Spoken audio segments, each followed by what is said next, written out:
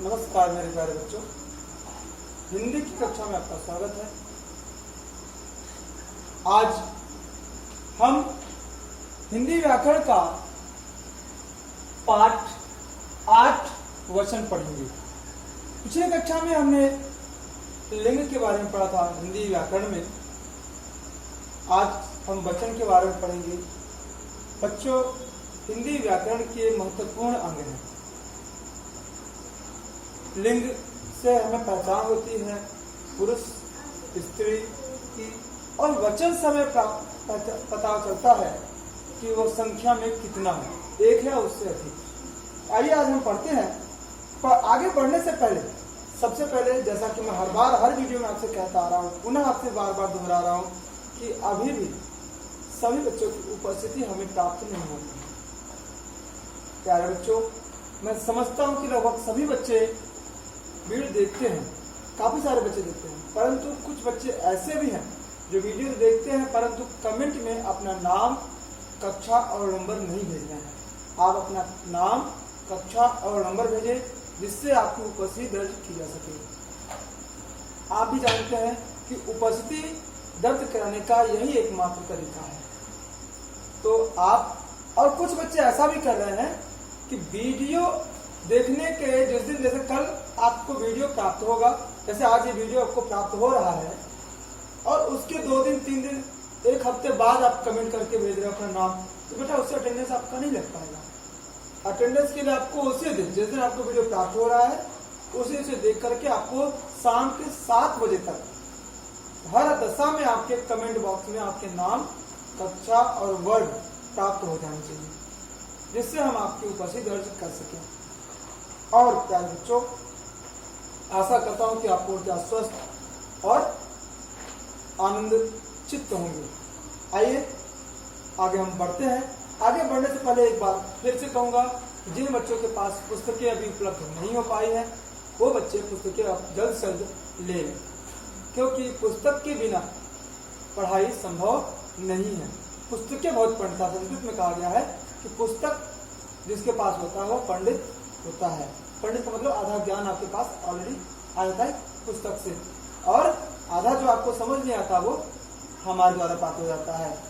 चलिए आगे हम पाठ को शुरू करते हैं। वचन में प्यारे बच्चों, वचन शब्द के जिस रूप से किसी वस्तु अथवा व्यक्ति के एक अथवा अनेक होने का बोध होता है उसे वचन कहते हैं। शब्द के जिस रूप से, वचन की परिभाषा यह है बच्चों कि शब्द के जिस रूप से, अर्थात मान लीजिए हमने कहा कि वहां पर गायें चर रही हैं या वहां गाय घास खा रही है। अब आप बता सकते हैं कि देखिए शब्द का रूप ही तो परिवर्तित हुआ, तभी तुम्हें पता चल रहा है कि दोनों वाक्यों में क्या अंतर है। हमने कहा वहां पर गायें घास चर रही है, तो वहां पर गायें बहुवचन हो गया, क्योंकि वहां उसका रूप परिवर्तन हुआ, एक ही मात्रा लगती बिंदी आ गई। तो आपको इससे यह पता चल रहा है अंक का मात्रा लगने से और एक की मात्रा लगने से कि वहां बहुवचन हो गया। और यहाँ गाय घास खा रही है, तो गाय घास खा रही है अर्थात गाय घास खा रही है, गाय का रूप यहाँ बदला, क्योंकि गाय यह एक की मात्रा नहीं है, आपके अंक का मात्रा नहीं है, तो इसका मतलब है कि यहाँ पे एक वचन है। तो रूप का परिवर्तन होने से हमें वचन का ज्ञान हो गया। तो वही यहाँ पे कहा गया है कि शब्द के जिस रूप से किसी वस्तु अथवा व्यक्ति के एक अथवा अनेक होने का बोध होता है उसे हम वचन कहते हैं। जैसे अभी हमने आपको उदाहरण दिए, इसके अलावा और भी, जैसे वह मिठाइयां खाता है, मिठाइयां खाता है, और वह मिठाई खाता है। मिठाई खाता है, मिठाइयाँ खाता है, दोनों में अंतर है। देखिए यहाँ पर उसका रूप पर मिठाई शब्द एक ही है, शब्द का ज्ञान जो है, शब्द से जो अर्थ मिल रहा है हमें, वो किसी एक ही वस्तु का ज्ञान हो रहा है कि मिठाई शब्द का, मिठाई वस्तु के बारे में बात की जा रही है। लेकिन यहाँ पर उस शब्द के रूप के परिवर्तन होने से उसके वचन अलग हो गए, कि यहाँ पर वह मिठाई खा रहा है एक वचन हो गया, वह मिठाइयाँ खा रहा है वह यहाँ पर बहुवचन हो गया।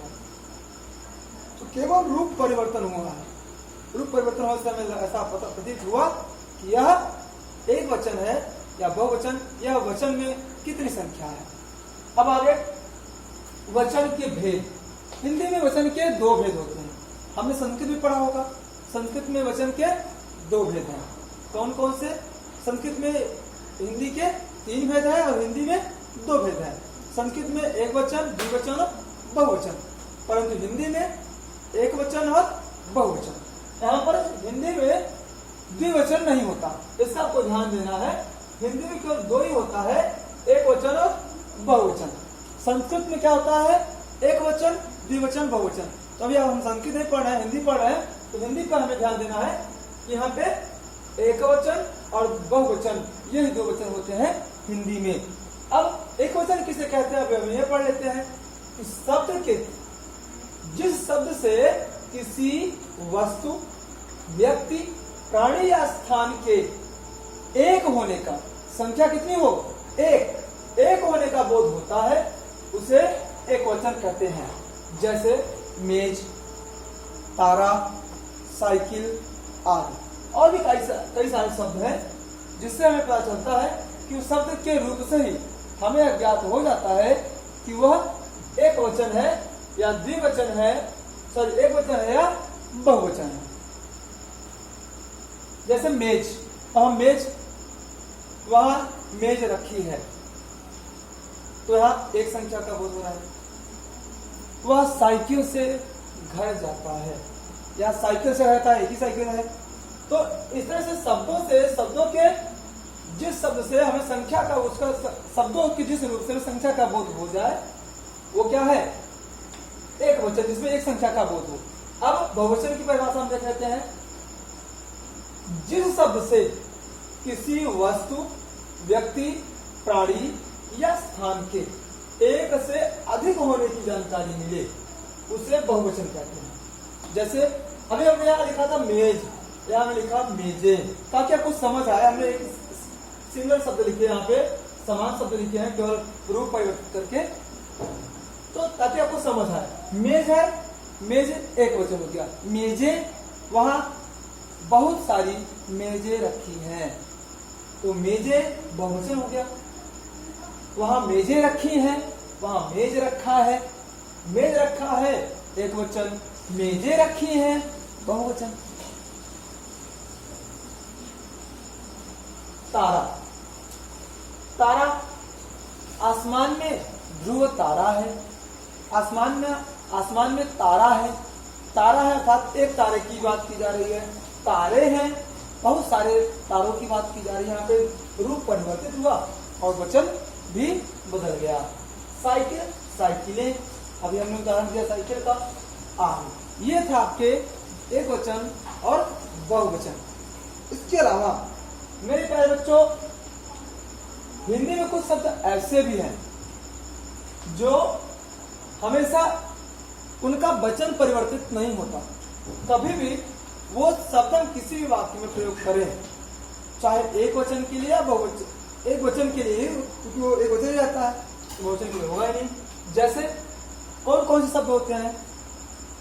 भाववाचक संज्ञाएं जितनी भाववाचक संज्ञाएं हैं, वो सभी हमेशा एक वचन में रहती हैं, उनका कभी वचन परिवर्तित नहीं होता। समूहवाचक संज्ञाएं, भाववाचक संज्ञाएं, जैसे वह सत्य बोलता है, वे सभी सत्य बोलते हैं। सत्य में हमने नहीं कहा कि सत्य बोलता है, सत्य बोलता है, चाहे वो एक सत्य बोले चाहे ढेर सारे सत्य बोले, सत्य सत्य ही रहता है। तो भाववाचक संज्ञाएं जितनी हैं वे सभी हमेशा एक वचन रहेंगी, इसका आपको ध्यान देना है। कभी भी आपको दुविधा में नहीं आना है, संदेह उत्पन्न नहीं करना है। जितनी भाववाचक संज्ञाएं होंगी वो सभी हमेशा एक वचन में रहेंगी। भाव संज्ञा के लिए सदा एक वचन का ही प्रयोग किया जाता है, जैसे सत्य, झूठ, परोपकार, मिठास, डर, सच्चाई, क्रोध, घृणा, बड़प्पन, ममता। जितने भाववाचक अर्थात जो भाव को उत्पन्न करने वाली जो संज्ञाएं हैं, जो भाव को बताने वाली संज्ञाएं हैं, वो हमेशा एक वचन में रहेंगी। उनमें कभी भी परिवर्तन नहीं होगा, चाहे आप उसे बहुवचन में प्रयोग करिए चाहे एक वचन में प्रयोग करिए, हमेशा वो एक जैसा ही रहेगा, एक वचन में हमेशा रहेगा वो। और समूहवाचक संज्ञा है, समूहवाचक संज्ञा है, समूहवाचक संज्ञा के लिए हमेशा एक वचन का ही प्रयोग किया जाता है। जैसे सेना, अब सेना अगर हम बात करें तो नाम से स्पष्ट हो रहा है सेना में ऐसा तो है नहीं कि एक सैनिक रहेगा तो सेना बन जाएगा। सेना तब बनती है जब ढेर सारे सैनिक होंगे, एक सैनिक से तो सेना होती नहीं। तो सेना जो है वो क्या है, समूहवाचक संज्ञा है, और जो समूहवाचक संज्ञा है तो हमेशा वो एक वचन की ही रहेगी। कक्षा, कमेटी, केंद्र, गुच्छा, सभा, ये सभी एक वचन की संज्ञाएं हैं। और क्या है जो एक वचन आता है, जो चीज, यहाँ पे जो चीजें, जो चीजें गिनी न जा सके, ऐसे चीजें जो गिनी न जा सके वो हमेशा एक वचन में प्रयोग होता है। जैसे आकाश, आकाश तो एक ही, अब हम तो नहीं कहेंगे आकाशे या आकाशियां, ऐसा कुछ नहीं बोलेंगे ना, आकाश नहीं बोलेंगे। तो जो चीजें गिनी न जा सके वो हमेशा एक वचन में रहती हैं। और जैसे पृथ्वी, दूध, अब दूध को आप गिन तो सकते हैं नहीं, वो बूंद बूंद तो अलग तो होता नहीं, अगर उसको अलग करें तो बूंद कहेंगे, अगर दूध को हम अलग कर दें कहेंगे एक बूंद कहेंगे, एक बूंद दूध कहेंगे, दूधे नहीं कहेंगे, 2 बूंद दूध कहेंगे, 1000 बूंद दूध कहेंगे, लेकिन दूधे नहीं कहेंगे। तो ये शब्द जो है इनमें कोई परिवर्तन नहीं आएगा। जैसे 1 लीटर दूध कहेंगे, 1000 लीटर दूध कहेंगे, लेकिन ये नहीं कहेंगे 1000 लीटर दूध है ना। तो ऐसे शब्द जो गिने न जा सके, ऐसी चीजें जो गिनी जा सके वो हमेशा एक वचन में रहती हैं। जैसे दूध, घी, आग, हवा, पानी आदि। धातु, पदार्थों का बोध कराने वाले, संज्ञाओं के लिए भी सदा एक वचन का प्रयोग किया जाता है। धातु पदार्थ अर्थात जैसे सोना, अब हम सोना तो तौलते जरूर है ग्राम में, किलो में, लेकिन कहेंगे ना सोने तो नहीं कहेंगे, सोना ही कहेंगे। तो जो धातु पदार्थ जो है वो भी गिने नहीं जा सकते, तो उनको हम जो कहेंगे तो वो हमेशा एक वचन में ही प्रयोग होता है। सोना, चांदी, तांबा, लोहा, पीतल, सीसा आदि कई सारे जो धातु है, धातु से बनी चीजें हैं, जो धातु है, धातु की जो चीजें हैं, धातु पदार्थों का बोध हम हमेशा एक वचन में ही करते हैं।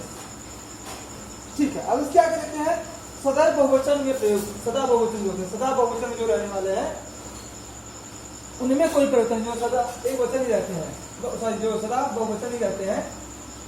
जैसे अध्यापक, अध्यापक तो अब एक भी हो सकता है, ढेर सारे भी हो सकते हैं, लेकिन हम ऐसा नहीं कहेंगे अध्यापके, अध्यापका नहीं कहेंगे, अध्यापक ही कहेंगे, चाहे ढेर सारे हो चाहे एक हो। तो अध्यापक ये हमेशा बहुवचन रहता है। अगर अध्यापक कहेंगे तो ये हमेशा बहुवचन में ही प्रयोग होता है। गुरु और लोग, लोग भी बहुवचन है। अब लोग जैसा कहेंगे तो अगर एक लोग है तो भी लोग कहेंगे, और बहुत सारे हैं लोग तो भी लोग ही कहेंगे, तो वो भी हमेशा बहुवचन में, सदा बहुवचन शब्द है। जैसे अध्यापक, गुरु, लोग, समाचार, आंसू, हस्ताक्षर, प्राण, दर्शन आदि, ये ऐसे शब्द हैं जो हमेशा बहुवचन रहते हैं। इसके अलावा बेटा कुछ ऐसे भी शब्द हैं, कुछ ऐसे भी शब्द हैं जो हमेशा एक वचन और बहुवचन दोनों में समान रहते हैं, जो एक वचन और बहुवचन दोनों में समान रहते हैं। कुछ ऐसे शब्द होते हैं जैसे बंदर, बंदर का बंदर ही नहीं लिखेंगे, चाहे वो एक बंदर हो चाहे बहुत सारे बंदर हो, बंदर ही लिखेंगे। घर, घर का घर ही नहीं लिखते हैं, या घरा नहीं लिखते हैं, घर का घर ही लिखे, चाहे वो एक घर हो चाहे अनेक घर हो। उसके बाद दूध, चाय, पानी, फूल आदि। ये है जो सदा बहुवचन, सदा एक वचन, सदा बहुवचन, दोनों में एक वचन बहुवचन दोनों प्रयोग किए जाएंगे। ये ऐसे शब्द हैं, ऐसे शब्द हैं जो हमेशा एक वचन और बहुवचन दोनों में समान रहते हैं, इनमें कोई परिवर्तन नहीं होता है। जैसे बंदर, घर, दूध, चाय, पानी, फूल आदि। बेटा एक नियम और है, इसके अलावा एक वचन से बहुवचन में बनाने के नियम है, वो आप जान लीजिए। आपके इस किताब में दिया हुआ है कि अ के स्थान पर ए करके। देखिए बहुत सारे शब्द ऐसे हैं जिनका अगर हम बहुवचन, अभी तक तो हम पढ़े ये वचन, अब वचन है ये बनाते हैं, कभी एक वचन से अगर आपको बहुवचन बनाना हो तो कैसे बनाते हैं वो हम तरीका सीखेंगे। तो कुछ शब्द ऐसे होते हैं जिनके अंतिम अक्षर में हम अ के स्थान पर ए लगा करके उसको बहुवचन प्रयोग, जैसे बात शब्द है अ है तो अ को हटा करके ए लगा देंगे, बातें, वो बहुवचन बन जाएगा। जैसे आंख है, आंख शब्द में, या आप समझ लेते हैं इसको, आंख शब्द है, या अगर हम इसको वर्ण विच्छेद करेंगे तो ये बनेगा अ, तो अ के स्थान पर हमें क्या लगाना है, ए, तो यह हो जाएगा आंखें। इस तरह से आपको ध्यान देना है कि जो अंतिम अक्षर में जो अ है, अ की जगह पे ए लगा देने से वो बहुवचन बन जाता है। जैसे बात का बातें, आंख का आंखें, पुस्तक का पुस्तकें, रात का रातें, बहन का बहनें, सड़क का सड़कें। इस तरह से, और उसके बाद कुछ शब्द हैं जो आ अगर है, अंत में आ है, अभी तो अ अगर है तो उसमें ए लगा देने से बहुवचन बन जाता है। अगर आ है तो आ के स्थान पर ए लगा देने से वो बहुवचन, जैसे बच्चा का बच्चे, पंखा का पंखे, छाता का छाते, रुपया का रुपए। और इसके अलावा अगर स्त्रीलिंग है तो आ के स्थान पर ए लगा देने से वो बहुवचन बन जाता है। जैसे माला का मालाएं, कथा का कथाएं, उसमें आ के स्थान पर ए नहीं लगाना है बल्कि आ के साथ साथ ए भी जोड़ देना है। जैसे लता तो है, लता में ए जोड़ देंगे, लताएं। इसके बाद जैसे अगर स्त्रीलिंग है, ई या बड़ी ई है, उसमें ई बड़ी ई लगा के अंत के अक्षर में ई आई के साथ पर इया जोड़ देते हैं। जैसे रीत का रीतियां, लड़की का लड़कियां, टोपी का टोपियां। और अगर अकारांत शब्द है तो उसके अंत में अनुनासिक भी लगाकर हम बनाते हैं। जैसे चूहिया का चूहिया, गुड़िया का गुड़िया, खटिया का खटिया। और अगर छोटा ऊ बड़ा ऊ है तथा अ से अंत होने वाले शब्द हैं, उनमें अगर दीर्घ करके ऊ को ह्रस्व ऊ में बदल कर ए लगा दें तो इसे वधु का वधुए, बहु का बहुए, वस्तु का वस्तुए। और ऐसे बहुवचन हम शब्द में दल भी जोड़कर लिख सकते हैं। जैसे शिक्षक का शिक्षक, दल, जन, वर्ग, गण, ये शब्द जोड़कर भी हम बहुवचन बनाते हैं। जैसे प्रजा का प्रजागण, शिक्षक का शिक्षकगण, गुरु का गुरुजन, विद्यार्थी का विद्यार्थीगण। और संबोधन के लिए अगर प्रयुक्त जो शब्द है उसमें हम यो जोड़ देते हैं, यो अथवा ओ जोड़ते हैं। बच्चे का बच्चों, लड़की का लड़कियों और बहन का बहनों।